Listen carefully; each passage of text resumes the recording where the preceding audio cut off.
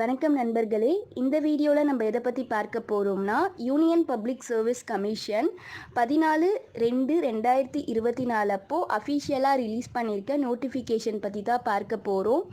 இந்த நோட்டிஃபிகேஷனில் எவ்வளோ வேக்கன்சி கொடுத்துருக்காங்க, என்ன ஏஜ் லிமிட், சிலபஸ் என்ன, எஜுகேஷன் குவாலிஃபிகேஷன் என்னன்னு சொல்லிட்டு நம்ம ப்ரீஃபாக பார்ப்போம்.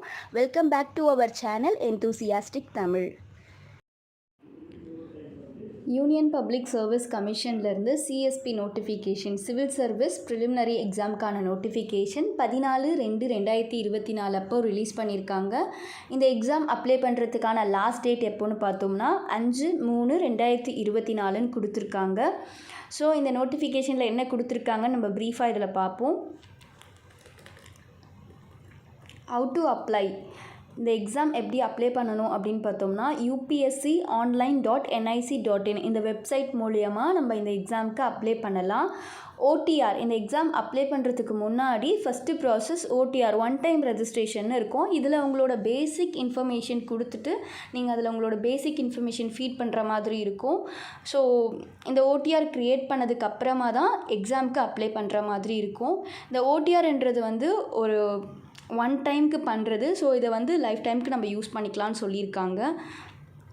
நெக்ஸ்ட்டு என்னென்னு பார்த்தோம்னா, மாடிஃபிகேஷன் ஆஃப் ஓடிஆர் வந்து நீங்கள் ஒன்ஸ் பண்ணிட்டீங்கன்னா அது மாடிஃபை பண்ண முடியாது. அதுக்குன்னு ஒரு சர்டன் டைம் தருவாங்க. அந்த டைமில் மட்டும்தான் நம்ம வந்து அந்த மாடிஃபிகேஷன் பண்ண முடியும்னு கொடுத்துருக்காங்க. ஸோ அந்த மாடிஃபிகேஷன் பண்ணுறதுக்கான டேட் என்னென்னு பார்த்தோம்னா 1 வீக் டைம் கொடுப்பாங்க. கரெக்டாக இந்த க்ளோசிங் டேட்டு 5/3/2024 அதுக்கப்புறமா ஒரு 1 வீக் டைம் கொடுப்பாங்க. அப்போ ஏதாச்சும் சேஞ்சஸ் இருந்துச்சுன்னா நம்ம மாடிஃபை பண்ணிக்கலாம். முடிஞ்ச அளவுக்கு பார்த்து பொறுமையாக நிதானமாக இந்த எக்ஸாமுக்கு அப்ளை பண்ணுங்கள். மாடிஃபிகேஷன் எதுவும் பண்ணாதபடிக்கு நீங்கள் ஃபஸ்ட்டே பண்ணுறப்பவே நிதானமாக நிறுத்தி பண்ணிட்டாலே எந்த ப்ராப்ளமும் வராது. ஸோ கரெக்டாக பண்ணிவிடுங்க. நெக்ஸ்ட்டு என்ன கொடுத்துருக்காங்கன்னு பார்க்கலாம். லாஸ்ட் டேட் எப்போன்னு பார்த்தோம்னா 5/3/2024 கொடுத்துருக்காங்க. இந்த எக்ஸாம் அப்ளை பண்ணுறதுக்கான லாஸ்ட் டேட். அதே போல் அட்மிட் கார்டு வந்து இவங்க போஸ்ட்டில் அனுப்ப மாட்டேன்னு சொல்லியிருக்காங்க. உங்களுக்கு அந்த அட்மிட் கார்டு வேணும்னா இந்த வெப்சைட் மூலயமா நீங்கள் டவுன்லோட் பண்ணிக்கலாம்.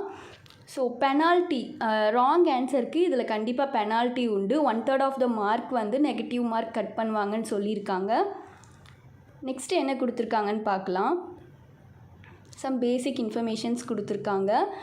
மெயின் இன்ஸ்ட்ரக்ஷன்ஸ் பார்க்கலாம். என்னென்னு பார்த்தோம்னா, இதில் நியூவாக யூபிஎஸ்சியில் இந்த இயர் நியூவாக இந்த இன்ஸ்ட்ரக்ஷன் அப்லோட் பண்ணியிருக்காங்க. என்னென்னு பார்த்தோம்னா, ஃபோட்டோகிராஃப், உங்களோட ஃபோட்டோ வந்து ஒரு 10 days பிஃபோர், நோட்டிஃபிகேஷன் விட்டு ஒரு 10 days பிஃபோர் எடுத்த ஃபோட்டோவாக அப்லோட் பண்ண சொல்லியிருக்காங்க. அந்த ஃபோட்டோக்கு கீழே உங்களோட நேம், அப்புறம் என்னென்னு பார்த்தோம்னா எந்த டேட் அந்த ஃபோட்டோ எடுத்தீங்களோ அந்த டேட்டை வந்து இங்கே கீழே கொடுத்துருக்கணும்னு சொல்லியிருக்காங்க. நெக்ஸ்ட் என்னென்னு பார்த்தோம்னா, அந்த ஃபோட்டோவில் உங்களோட ஃபுல் ஃபேஸ் கவர் இருக்கணும். அதாவது உங்களோட காது எல்லாமே கரெக்டாக கவர் ஆன மாதிரி இருக்கணும். 3/4 ஆஃப் த ஸ்பேஸ் அந்த ஃபோட்டோவில் ஒரு ஸ்கொயர் ஷேப்பில் இருக்குன்னா அந்த ஃபோட்டோவில் முக்கால்வாசி பாகம் உங்களோட ஃபேஸ் கவர் ஆகின மாதிரி இருக்கணும்னு சொல்லியிருக்காங்க. நெக்ஸ்ட் என்னென்னு பார்த்தோம்னா, இந்த ஃபோட்டோ தான் preliminary exam, main exam, interview இது மூணுத்துலேயுமே உங்களோட ஃபோட்டோ சேமாக இருக்கணும்னு சொல்லியிருக்காங்க. இதை தான் இதில் சொல்லியிருக்காங்க. இது ரொம்ப இம்பார்ட்டண்டான இன்ஸ்ட்ரக்ஷன் கொடுத்துருக்காங்க. நெக்ஸ்ட்டு என்ன சொல்லியிருக்காங்கன்னு பார்க்கலாமா. இந்த எக்ஸாம் எப்போ நடக்க போகுதுன்னு பார்த்தோம்னா 26th May 2024 கொடுத்துருக்காங்க. கிட்டத்தட்ட ஒரு 3 months டைம் இருக்குது. ஒரு 100 days கிட்ட டைம்ஸ் இருக்குது. நீங்கள் ஆல்ரெடி படித்த சிலபஸை அகெயின் ரிவைஸ் பண்ணி கரெக்டாக நீங்கள் படிக்கிறதுக்கான டைம் இது. ஸோ டேஸை வேஸ்ட் பண்ணாமல் இந்த டேஸில் கரெக்டாக ரிவிஷன் பண்ணி படிச்சிங்கன்னா கண்டிப்பாக போஸ்ட்டை அடிக்கலாம். இதில் என்னென்ன சர்வீஸ்ன்னு கொடுத்துருக்காங்க, லிஸ்ட் ஆஃப் சர்வீஸ், எந்தெந்த வேக்கன்சின்னு கொடுத்துருக்காங்க. நெக்ஸ்ட்டு பார்த்தோம்னா அப்ராக்சிமேட்லி 1056 வேக்கன்சிஸ் கொடுத்துருக்காங்க. போன இயரை விட இந்த வருஷம் கொஞ்சம் அதிகமாக கொடுத்துருக்காங்க. ஸோ 1056 வேக்கன்சிஸ் கொடுத்துருக்காங்க. நெக்ஸ்ட்டு என்னென்னு பார்ப்போம். நெக்ஸ்ட் என்னென்னு பார்த்தோம்னா எக்ஸாமினேஷன் சென்டர் கொடுத்துருக்காங்க ஃபார் ப்ரிலிமினரி எக்ஸாமினேஷன். இந்த சென்டர் நீங்கள் சூஸ் பண்ணுறப்போ பார்த்து சூஸ் பண்ணணும். ஒன்ஸ் நீங்கள் அதில் என்டர் பண்ணிட்டீங்கன்னா இந்த சென்டர் நீங்கள் வந்து சேஞ்ச் பண்ணவே முடியாது. ஸோ இதை அப்ளை பண்ணுறப்போ எக்ஸாமினேஷன் சென்டர் பார்த்து நீங்கள் சூஸ் பண்ணுங்கள். ஃபார் எக்ஸாம்பிள் சென்னைக்கு நீங்கள் கோயம்புத்தூரோ இல்லை சண்டிகரோ நீங்கள் போட்டுட்டிங்கன்னா அது மாற்றவே முடியாது. ஸோ அது சூஸ் பண்ணுறப்போ கரெக்டாக கர்சர் வச்சு கிளிக் பண்ணி சூஸ் பண்ணுங்கள். கேர்ஃபுல்லாக சூஸ் பண்ணுங்கள். நெக்ஸ்ட் என்னென்னு பார்த்தோம்னா ஃபஸ்ட் அப்ளை ஃபஸ்ட் அலாட் பேசிஸில் இவங்க கொடுக்குறாங்க. எவ்வளோ சீக்கிரமாக நீங்கள் அப்ளை பண்ணுறீங்களோ அவ்வளோ சீக்கிரமாக உங்களோட சென்டர்ஸ் வந்து உங்களோட பிளேஸ்லேருந்து நியர்பை சென்டர்ஸ் கொடுப்பாங்க. ஸோ நீங்கள் சீக்கிரமாக அப்ளை பண்ணிவிடுங்க. நெக்ஸ்ட் என்னென்னு பார்த்தோம்னா இதில் மொத்தமாக ஆல்ரெடி உங்களுக்கு தெரிஞ்சது தான் ப்ரிலிமினரி எக்ஸாம், மெயின் எக்ஸாம், இன்டர்வியூன்னு 3 இருக்குது. ஸோ நீங்கள் வந்து ப்ரிலிமினரி எக்ஸாமில் நீங்கள் கிளியர் பண்ணால் மட்டும்தான் மெயின் எக்ஸாமுக்கு போக முடியும். அண்ட் தென் மெயின் எக்ஸாமுக்கு அப்புறம் இன்டர்வியூ நடக்கும். ஸோ 2 ஸ்டேஜஸ் இருக்குதுன்னு கொடுத்துருக்காங்க. நெக்ஸ்ட் என்னென்னு பார்த்தோம்னா ஏஜ் லிமிட். இந்த எக்ஸாம் பொறுத்த வரைக்கும் ஏஜ் லிமிட் 21லேருந்து 32 இயர்ஸ் வரைக்கும் நீங்கள் அப்ளை பண்ணலாம். நெக்ஸ்ட் என்ன பார்த்திங்கன்னா ரிலாக்ஸேஷன் பேசிஸில் கொடுத்துருக்காங்க. எல்லாருக்குமே ஜென்ரல் கேட்டகரிக்கு 32 இயர்ஸ் வரைக்கும் இந்த எக்ஸாம் அப்ளை பண்ணலாம். ஃபார் ஷெட்யூல்டு அண்டு ஷெட்யூல்டு ட்ரைப்க்கு எவ்வளோ கொடுத்துருக்காங்கன்னா 5 இயர்ஸ் கொடுத்துருக்காங்க. அதாவது 32 இயர்ஸ்னால் நீங்கள் 37 இயர்ஸ் வரைக்குமே இந்த எக்ஸாம் அப்ளை பண்ணலான்னு கொடுத்துருக்காங்க. ஓபிசி கேட்டகரிக்கு 3 இயர்ஸ் கொடுத்துருக்காங்க. நெக்ஸ்ட் என்னன்னு பார்த்தோம்னா எஜுகேஷன் குவாலிஃபிகேஷன். கேண்டிடேட் ஏதாச்சும் ஒரு டிகிரி, பேச்சுலர் டிகிரி கம்ப்ளீட் பண்ணியிருந்தாலே இந்த எக்ஸாம் நீங்கள் அட்டெம்ப்ட் பண்ணலான்னு கொடுத்துருக்காங்க. இதில் நிறைய மார்க் எடுத்துருக்கணும் அப்படியெல்லாம் இல்லை. நீங்கள் எக்ஸாம் அந்த டிகிரி வந்து நீங்கள் கம்ப்ளீட் பண்ணியிருந்தாலே இந்த எக்ஸாமுக்கு நீங்கள் எலிஜிபிள்னு கொடுத்துருக்காங்க. ஸோ இப்போ ஃபைனல் இயர் ஸ்டூடெண்ட் இருக்கீங்கன்னா ப்ரிலிம்ஸ் எக்ஸாமுக்கு நீங்கள் அப்ளை பண்ணி எழுதலாம். ஆனால் மெயின்ஸ் எக்ஸாம் போகிறதுக்கு முன்னாடி உங்களோட சர்டிஃபிகேட் ப்ரூஃப்ஸ் எல்லாம் நீங்கள் கையில் வச்சுருக்கிற மாதிரி இருக்கணும் அப்படின்னு கொடுத்துருக்காங்க. நெக்ஸ்ட் என்னென்னு பார்த்தோம்னா நம்பர் ஆஃப் அட்டெம்ப்ட்ஸ், எத்தனை வாட்டி இந்த எக்ஸாம் எழுதலாம். ஜென்ரல் கேட்டகரி பொறுத்த வரைக்கும் 6 அட்டெம்ப்ட் கொடுக்கலான்னு கொடுத்துருக்காங்க.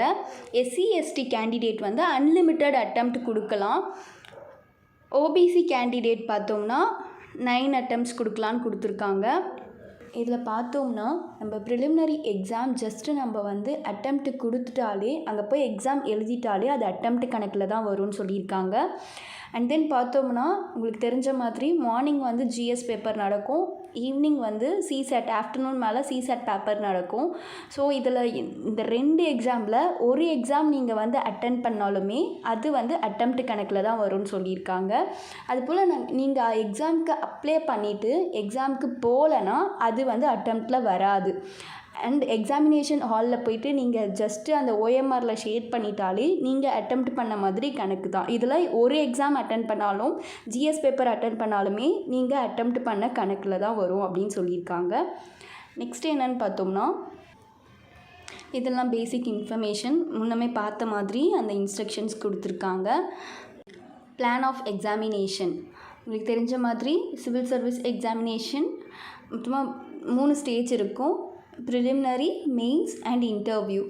ப்ரிலிமினரி பொறுத்த வரைக்கும் அப்ஜெக்டிவ் டைப் கொஷின்ஸ் கேட்பாங்க. அதாவது ஒரு கொஷின் கொடுத்துட்டு 4 ஆப்ஷன் கொடுத்துட்டு கேட்குற மாதிரி இருக்கும். இதில் வந்து நெகட்டிவ் மார்க் உண்டுன்னு கொடுத்துருக்காங்க. 1/3 of the mark negative mark பிடிப்பாங்க. நெக்ஸ்ட் என்னென்னு பார்த்தோம்னா மெயின்ஸ் எக்ஸாம்ஸ். மெயின்ஸ் எக்ஸாம் இந்த ப்ரிலிமினரி எக்ஸாமில் நீங்கள் குவாலிஃபை ஆனால் மட்டும்தான் மெயின்ஸ் எக்ஸாமுக்கு போக முடியும்.